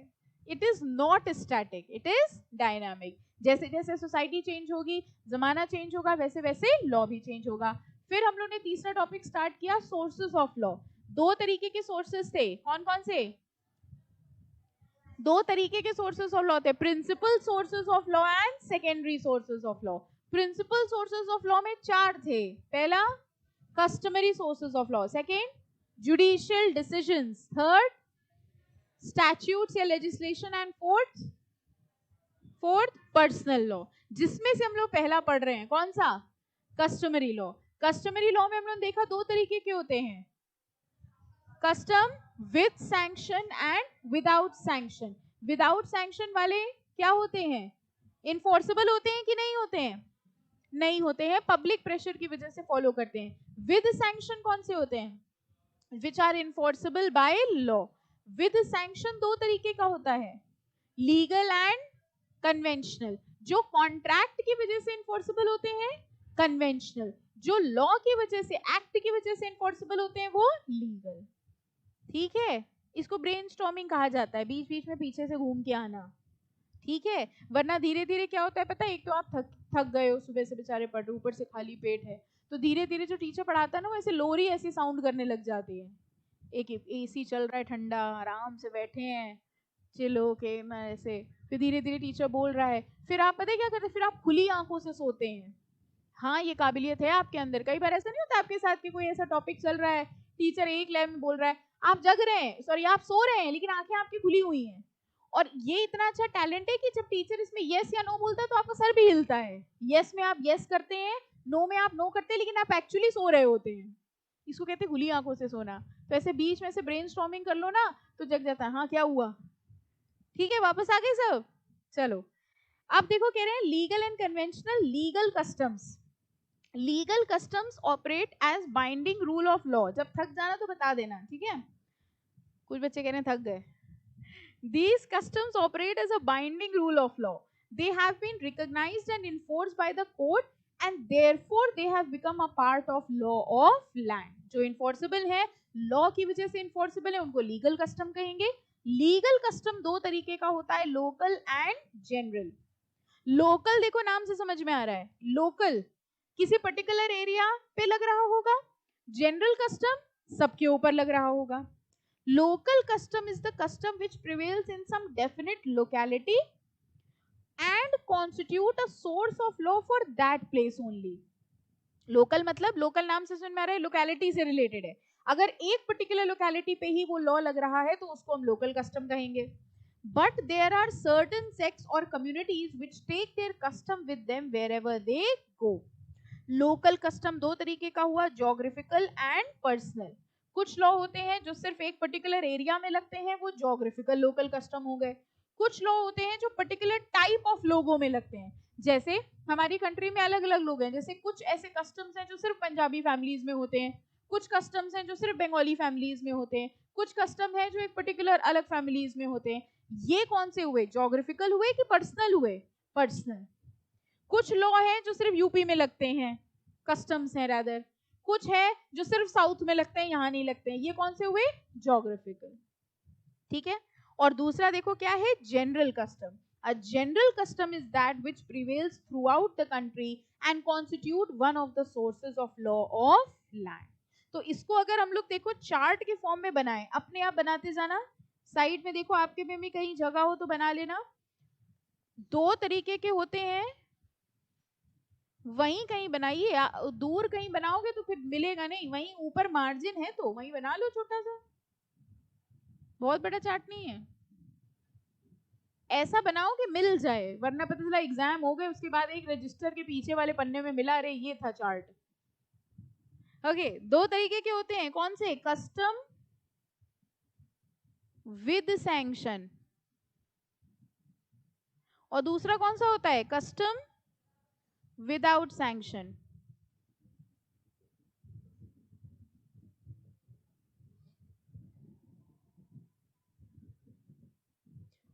कस्टम विदाउट सैंक्शन में लिख लो not enforceable by law.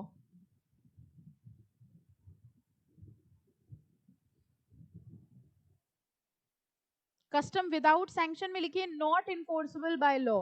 Writing समझ आ रही है? वैसे मेरी अच्छी राइटिंग है, इसमें अच्छी आती नहीं है। हाँ सच में वैसे राइटिंग अच्छी इतनी गंदी नहीं है। Not enforceable by law with sanction में बताओ दो पार्ट्स कौन से थे? जल्दी से देख के बताओ दो पार्ट्स कौन से थे? Legal and conventional. Very good.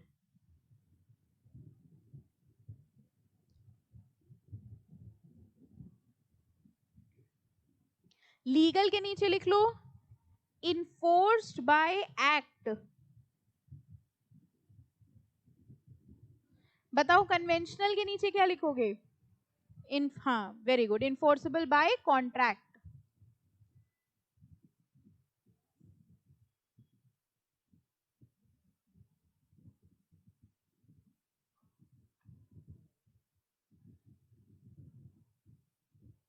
Okay, legal में लिखा है इन्फोर्सेबल बाय एक्ट और कन्वेंशनल में क्या लिखा है? Enforceable by contract. Very good. अब बताओ लीगल वाला कितने पे डिवाइडेड है? Local and general.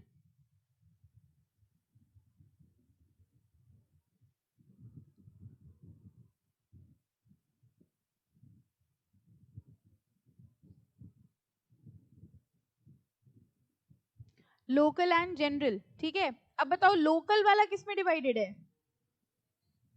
Geographical and personal. बस ये हो गया पूरा टॉपिक इसमें covered.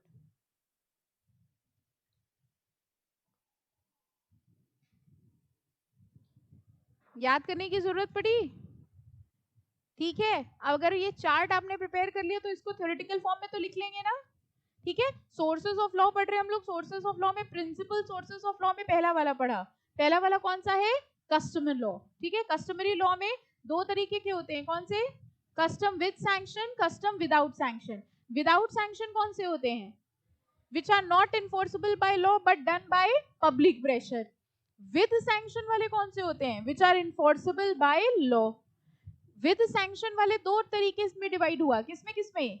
Legal and conventional. Legal वाले इन्फोर्सेबल बाय एक्ट होते हैं और कन्वेंशनल वाले इन्फोर्सेबल बाय कॉन्ट्रैक्ट। ठीक है, लीगल वाले फिर से दो में डिवाइडेड था, किसमें? Local and general. लोकल वाले सिर्फ कुछ ज्योग्राफिकल एरिया या कुछ लोगों पे लगते हैं, जनरल वाले पूरी कंट्री में लगते हैं। अगेन लोकल वाले भी दो में डिवाइडेड हैं, किसमें? Geographical and personal. ठीक है, अब ये जो पूरा थ्योरी वाला है ये आपको कुछ भी याद करने की जरूरत नहीं है, बस ये चार्ट याद रखना, इसी को थ्योरेटिकल फॉर्म में लिख देना। ठीक है, हो जाएगा पक्का? चलो अब देखिए लिखा हुआ है, नेक्स्ट आ जाओ। कन्वेंशनल फिर ना पढ़े, देखो कन्वेंशनल में वही लिखा है, these are also known as usages. Mark कर लो, इनको यूजेज कहते हैं। These customs are binding due to an agreement between the parties and not due to any legal authority। बताओ ये लाइन समझ में आई कि नहीं आई? कह रहे हैं ये यूजेजेस हैं, these are binding due to an agreement between the party। ये क्यों बाइंडिंग है? क्योंकि पार्टीज के बीच में अग्रीमेंट हुआ है, and not due to any legal authority. इनको क्या कहा जाता है? कन्वेंशनल। फाइन। अब आइए नेक्स्ट इंपॉर्टेंट मार्क कर लो, requisites of a valid custom। कह रहे हैं कस्टम कैसा होना चाहिए कि हम उसको लॉ बना ले। ठीक है, कस्टम कैसा होना चाहिए कि उसको लॉ बनाया जा सके। अ कस्टम विल बी वैलिड, इसमें लिख लो ओनली हेडिंग्स, लिख लीजिए ओनली हेडिंग, क्योंकि इसमें हेडिंग पढ़ के ही आप अंदर का मैटर लिख लेंगे। A custom will be valid at law and will have a binding force only if it fulfils the following essential conditions. यानी किस कस्टम को लॉ बनाया जा सकता है उसके लिए ये कंडीशंस फॉलो करनी पड़ेंगी। First is immemorial. पढ़ के देखो समझ में आया इममेमोरियल का मतलब?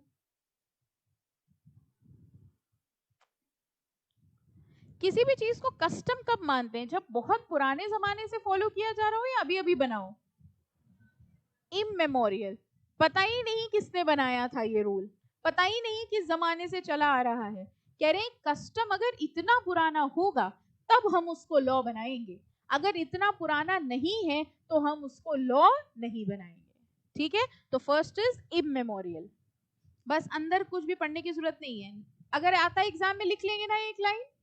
सेकंड देखो, सर्टेनिटी कैसा होना चाहिए, सर्टेन होना चाहिए, डेफिनेट होना चाहिए, वेग नहीं होना चाहिए, एम्बिगस नहीं होना चाहिए। एम्बिगस क्या चीज हुई, कंफ्यूजिंग। एम्बिगस का मतलब होता है कंफ्यूजिंग, कह रहे कंफ्यूजिंग नहीं होना चाहिए, क्लियर होना चाहिए, सर्टेन होना चाहिए।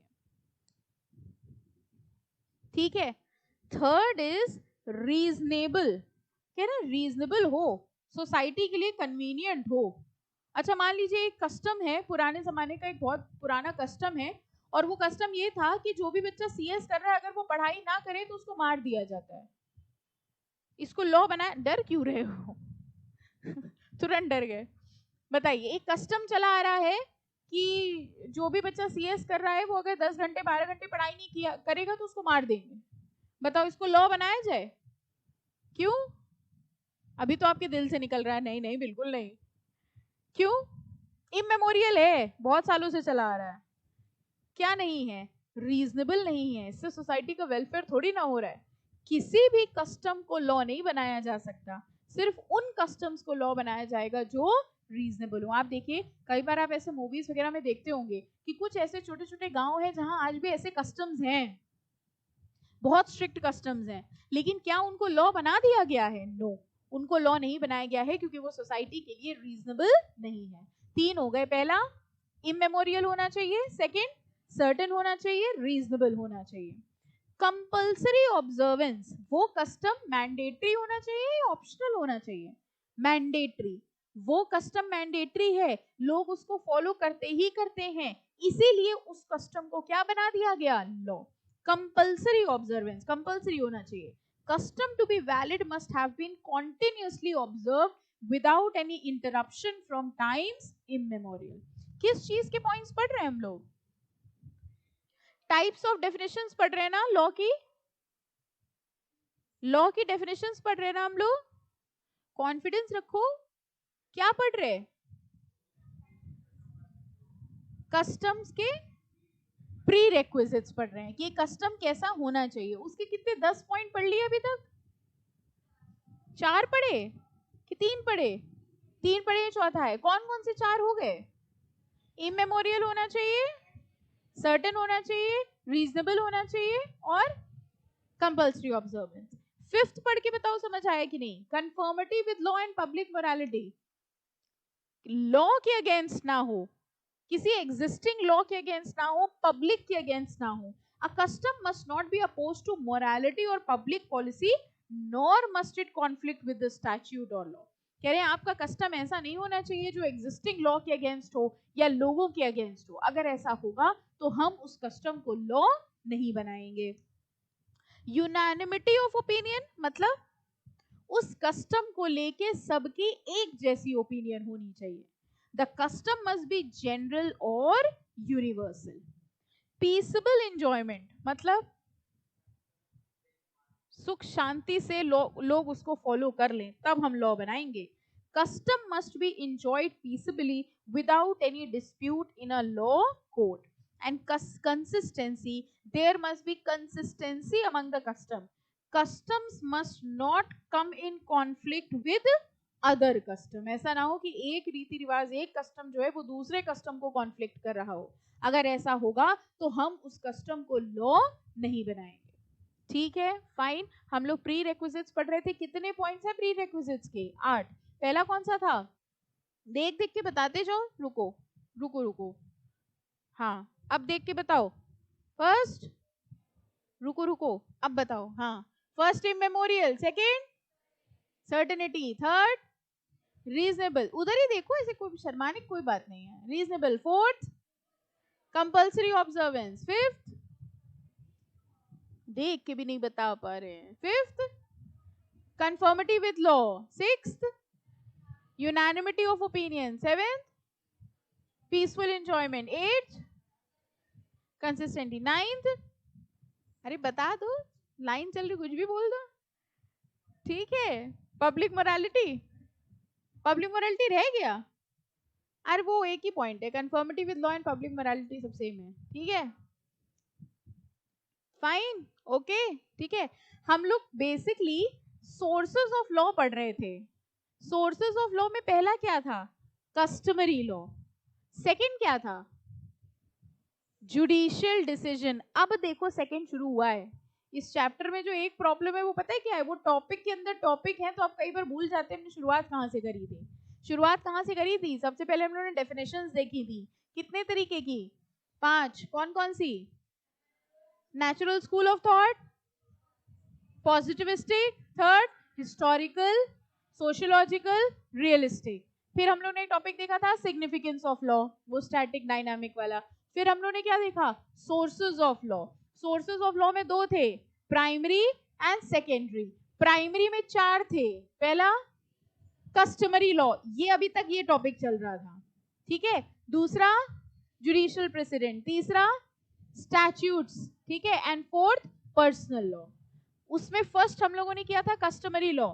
कस्टमरी लॉ 2 तरीके के होते हैं, custom with sanction, custom without sanction. Without sanction वाले इन्फोर्सेबल होते हैं? नो, पब्लिक प्रेशर की वजह से फॉलो होते हैं।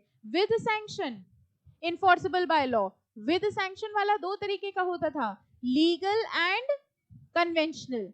लीगल वाला इन्फोर्सेबल था because of a act, conventional वाला इन्फोर्सेबल है बिकॉज ऑफ कॉन्ट्रैक्ट। लीगल वाला 2 तरीके का था, लोकल एंड जनरल। जो पूरी कंट्री में है जनरल, जो पर्टिकुलर लोकेलिटी या लोगों पे है लोकल। लोकल वाला भी 2 तरीके का था, ज्योग्राफिकल एंड पर्सनल।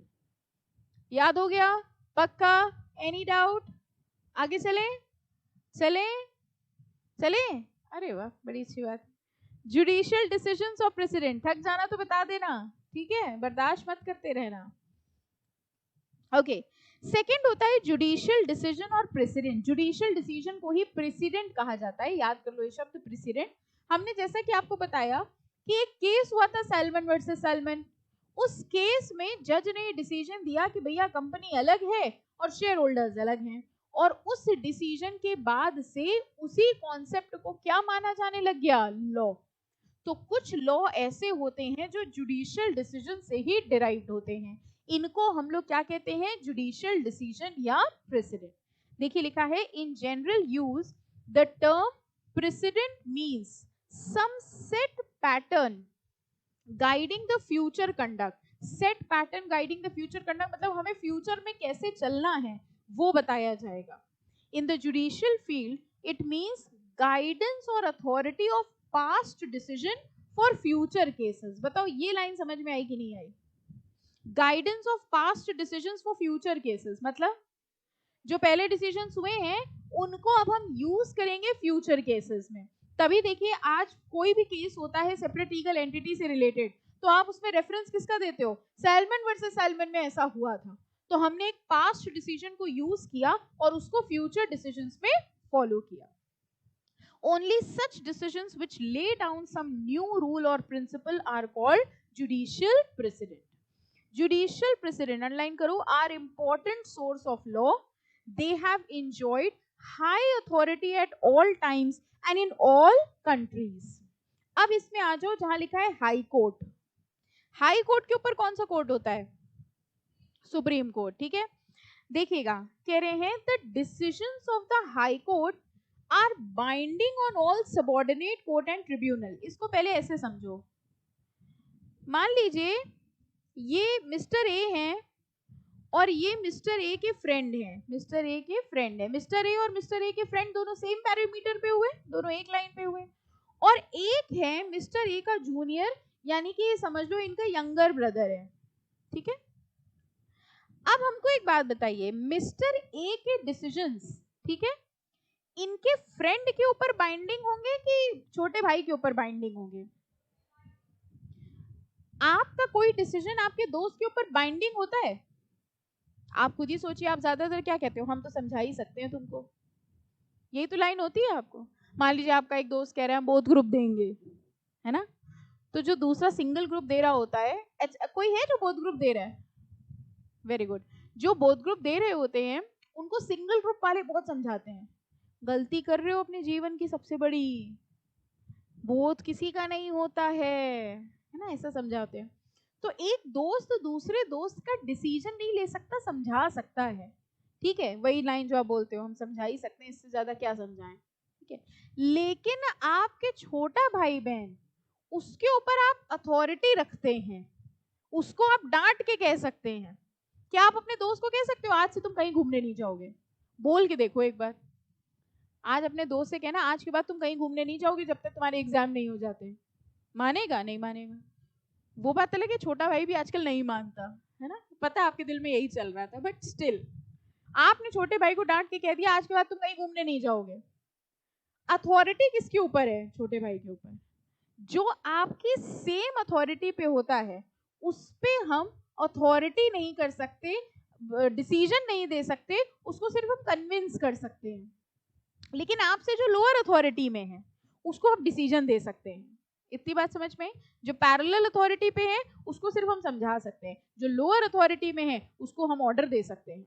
सिमिलरली अब बताना इस हिसाब से, एक है मान लीजिए हाई कोर्ट, ठीक है, लेट से कहीं का भी, एक है महाराष्ट्र का high court, Mumbai high court, और एक हाई कोर्ट है मान लो यूपी का इलाहाबाद हाई कोर्ट। महाराष्ट्र के हाई कोर्ट ने यानी मुंबई हाई कोर्ट ने एक डिसीजन दिया, बताओ इलाहाबाद हाई कोर्ट के ऊपर, ठीक है, वो बाइंडिंग होगा कि परसुएडिंग होगा? परसुएडिंग समझ गए, कन्विंसिंग, ठीक है। सजेशन की तरह दिया जाएगा कि ऑर्डर की तरह दिया जाएगा? Suggestion. Maharashtra Mumbai high court के एक नीचे छोटा कोर्ट था, स्मॉल कोर्ट था, ठीक है, या मान लो कोई ट्रिब्यूनल था। अब बताइए हाई कोर्ट का, मुंबई हाई कोर्ट का डिसीजन उसके लोअर कोर्ट के ऊपर अथॉरिटेटिव है कि परसुएडिंग है? अथॉरिटेटिव। बात समझ में आ गई? पैरेलल अथॉरिटी पे जो होते हैं, पैरेलल लाइन पे जो लोग होते हैं उनके ऊपर परसुएटिव होता है, लेकिन लोअर अथॉरिटी पे जो होते हैं उनके ऊपर अथॉरिटेटिव होता है। सिमिलरली बताओ सुप्रीम कोर्ट का डिसीजन हाई कोर्ट के ऊपर अथॉरिटेटिव है कि परसुएसिव है? सब लोग बताओ लाइन से, सुप्रीम कोर्ट का डिसीजन हाई कोर्ट के ऊपर परसुएसिव है कि अथॉरिटेटिव है? अथॉरिटेटिव। हाई कोर्ट का डिसीजन लोअर कोर्ट्स के ऊपर अथॉरिटेटिव। एक हाई कोर्ट का डिसीजन दूसरे हाई कोर्ट पे परसुएसिव, ओके। एक सुप्रीम कोर्ट का डिसीजन दूसरे सुप्रीम कोर्ट पे, नहीं नहीं, परसुएसिव निकल गया था मुंह से, ऐसे कैसे? जग के बैठना है, खुली आंखों से सोना अलाउड नहीं है, हम देख लेते हैं सबको। एक सुप्रीम कोर्ट का डिसीजन दूसरे सुप्रीम कोर्ट पे, सुप्रीम कोर्ट तो एक ही है, ठीक है, फाइन। लोअर कोर्ट के ऊपर अथॉरिटेटिव, पैरेलल के ऊपर परसुएसिव। देखिए क्या लिखा है प्रेसिडेंट्स पे। अब बताना समझ में आया कि नहीं? The decision of high court are binding on all subordinate courts. बताओ ये लाइन समझ में आई? बाइंडिंग मतलब अथॉरिटेटिव, फॉलो करना ही पड़ेगा। The decisions of high courts are binding on all subordinate court. अच्छा ये लाइन बताओ समझ आई? The decision of one high court have only persuasive value in a court which is within the jurisdiction of another high court। बताओ ये line आ गई? फिर से पढ़ रहे हैं, decision of one high court has a persuasive value within the jurisdiction of another high court, यानी एक हाई कोर्ट का persuasive है किसके ऊपर? दूसरे हाई कोर्ट के ऊपर। बट अच्छा देखो लिखा है, जैसे हमने अभी आपको बताया मुंबई हाई कोर्ट है, एक इलाहाबाद हाई कोर्ट है। मुंबई हाई कोर्ट ने एक डिसीजन दिया और उन्होंने इलाहाबाद हाई कोर्ट से कहा कि भाई हमने ये डिसीजन दिया है, आप चाहो तो आप भी यही फॉलो कर लो, ठीक है। लेकिन अगर मान लीजिए मुंबई हाई कोर्ट और इलाहाबाद हाई कोर्ट ने दोनों अलग अलग बातें कही हैं, कॉन्फ्लिक्टिंग है, ठीक है, तो क्या होगा? दोनों को एक दूसरे की बात माननी पड़ेगी या दोनों अपनी अपनी मानेंगे? अपनी अपनी मानेंगे, क्योंकि यहाँ पर दोनों के डिसीजन क्या हो गए? Conflicting. Normally Mumbai high court की बात मुंबई वाले मानेंगे, इलाहाबाद हाई कोर्ट की बात यूपी वाले मानेंगे। लेकिन अगर दोनों में कॉन्फ्लिक्ट हो रहा है, मुंबई हाई कोर्ट ने कुछ और कहा है, इलाहाबाद वालों ने कुछ और कहा है, तो हम ये नहीं कह सकते कि भाई इलाहाबाद हाई कोर्ट ने ऐसा कहा था तो आपको यहाँ पर भी फॉलो करना पड़ेगा।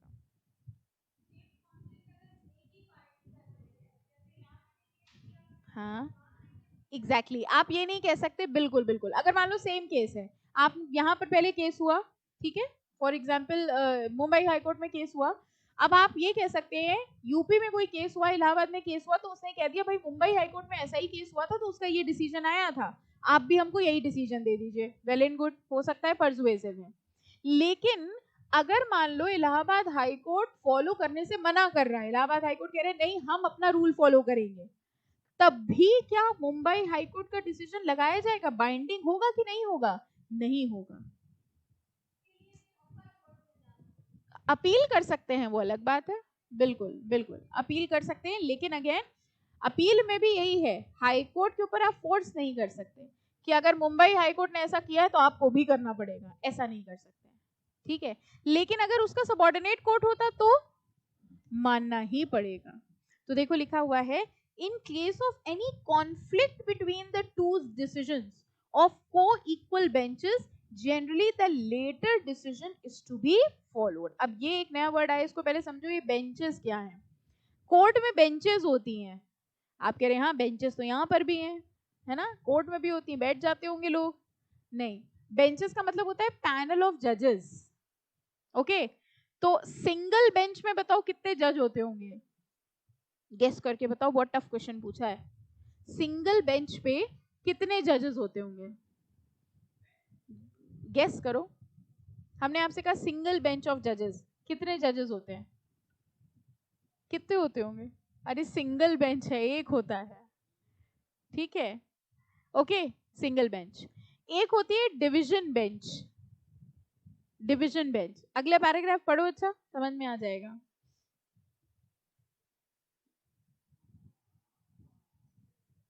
सिंगल जज कॉन्स्टिट्यूट्स द स्मॉलेस्ट बेंच, जो सिंगल बेंच होती है उसमें एक जज होता है, बेंच ऑफ टू जजेस is called a divisional bench, 3 और मोर जजेस होते हैं वो फुल बेंच होती है।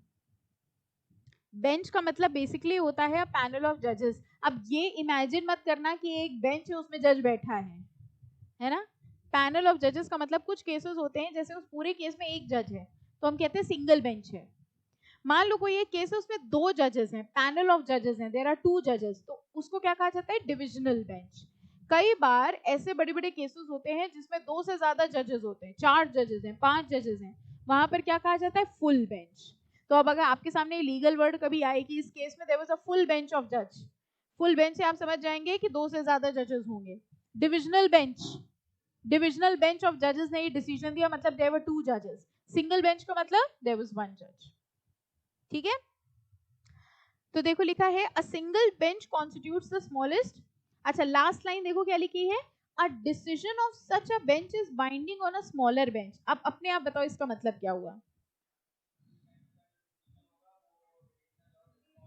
एब्सोल्युटली, फुल बेंच वाले का डिसीजन डिविजनल और स्मॉलर पे बाइंडिंग होगा, डिविजनल वाले का सिंगल पे बाइंडिंग होगा, ठीक है फाइन। जो बड़ी बेंच है उसका छोटे पे बाइंडिंग होगा, सिर्फ इतना रूल है सब में, बड़े वाले का छोटे पे बाइंडिंग होगा, बराबर वाले पे परसुएसिव होगा, दैट्स इट, ठीक है। 2 हाई कोर्ट सेम पोजीशन पे है, persuasive, high court to lower court binding, ठीक है, supreme court to high court binding, okay fine. 2 single bench है तो persuasive, divisional bench single bench binding, ठीक है, लॉजिकली सोचोगे तो समझ में आ जाएगा। One bench of the same high court cannot take a view contrary to the decision already given by another coordinate bench of that high court। कह रहे हैं एक ही हाई कोर्ट में 2 बेंचेस हैं, दोनों एक दूसरे के अगेंस्ट डिसीजन दे सकते हैं? नो, कह रहे हैं one bench of the same high court cannot take a view contrary to the decision already given by another coordinate bench of that high court। कह रहे हैं उसी हाई कोर्ट में 2 बेंचेस थी, दोनों एक दूसरे के अगेंस्ट डिसीजन नहीं दे सकते। हमको जल्दी से बताओ हम लोग टॉपिक क्या पढ़ रहे हैं? मेन टॉपिक क्या था? सोर्स ऑफ लॉ पढ़ रहे थे। सोर्स ऑफ लॉ में 2 तरीके के थे, कौन से? Primary source of law and secondary source of law. Primary में 4 थे, कस्टमरी, जुडिशियल प्रेसिडेंट, ये वो चल रहा है जुडिशियल प्रेसिडेंट, ठीक है। तीसरा स्टैट्यूट्स एंड चौथा पर्सनल लॉ, ठीक है। और उसके बाद सेकेंडरी होंगे। कस्टमरी में हम लोग ने वो चार्ट पढ़ा था, और ये सेकंड वाला है कौन सा, जुडिशियल डिसीजन और प्रेसिडेंस। समझ में आ रहा है, पक्का, ठीक है, शैल वी स्टॉप, ठीक है, रुक जाए कि पढ़ा दें, ये वाले पोर्शन कंप्लीट कर लें, सुप्रीम कोर्ट से नेक्स्ट टर्न पे करेंगे, अपनी कैपेसिटी के हिसाब से बताना, ठीक है। अब आप कह रहे हो कैपेसिटी तुम्हारी सुबह ही खत्म हो गई थी, हम लोग जब आते हैं उसके आधे घंटे के अंदर कैपेसिटी तो खत्म हो जाती है, उसके बाद तो बस चल रहे होते हैं। अच्छा, नेक्स्ट देखो थर्ड पॉइंट, अब वही सारे पॉइंट्स हैं। थर्ड देखो, the high courts are the courts of coordinate jurisdiction. बताइए ये लाइन समझ में आई कि नहीं, decision of one high court is not binding on other high court and have persuasive value only। आ गया, एक हाई कोर्ट का दूसरे हाई कोर्ट पे बाइंडिंग नहीं होता, कैसा होता है, परसुएसिव। फोर्थ पढ़ लो, supreme court is the highest court and its decisions are binding on all the courts and all other judicial tribunals of the country। Supreme court सबसे टॉप पे है, यानी सुप्रीम कोर्ट के डिसीजंस बाकी सबके ऊपर क्या होंगे, बाइंडिंग। एनी डाउट, ठीक है, हाँ बेटा, pre constitution, okay, pre constitution privy council decisions are binding on high court unless overruled by supreme court. Pre constitutional समझ गए, कह रहे हैं हमारे कॉन्स्टिट्यूशन के आने के पहले जो केसेस हुए उनके जो डिसीजंस हैं, ठीक है, are binding on the high court, वो हमारे हाई कोर्ट के ऊपर बाइंडिंग है अनटिल एंड अनलेस कोई कॉन्फ्लिक्ट हुआ हो और ये डिक्लेयर हो गया हो कि हम उस पुराने रूल को नहीं मानेंगे, ठीक है। तो हम बेसिकली यही मान, अब जैसे इंडियन कॉन्ट्रैक्ट एक्ट वगैरह ये सब तो कितने पुराने हैं, तो इनके जो केसेस हैं हम लोग आज तक फॉलो करते हैं कि नहीं करते हैं। जितने केसेस आप इंडियन कॉन्ट्रैक्ट एक्ट में पढ़ते हो, ये केसेस कब हुए होंगे, बहुत पहले हुए हैं, लेकिन हम आज तक मानते हैं। जब तक कोई कॉन्फ्लिक्ट अराइज नहीं होता तब तक हम लोग मानेंगे, जैसे ही कोई कॉन्फ्लिक्ट अराइज हो जाएगा तो हम नया वाला मानेंगे, ओल्ड वाला नहीं मानेंगे। फाइन, ठीक है, चलो सुप्रीम कोर्ट वाला जो पोर्शन है ये आपको खुद से पढ़ना है, पढ़ लेंगे, हो जाएगा। काइंड्स ऑफ प्रेसिडेंट्स हम लोग नेक्स्ट टर्न पे स्टार्ट करेंगे, ओके। जितना करा है उसको एक बार जरूर बुक से पढ़ लीजिएगा, ठीक है, अगर पॉसिबल हो तो नोट्स बना लीजिएगा। नोट्स वगैरह कुछ बनाए हैं आपने, नोट्स बनाते हैं सब्जेक्ट्स के, किसके किसके बनाए हैं, कंपनी लॉ के नोट्स बने हैं, बड़ी अच्छी बात है, सारे चैप्टर्स के, मोस्टली चैप्टर के बने हैं। अच्छा, नोट से कॉन्फिडेंस आता है,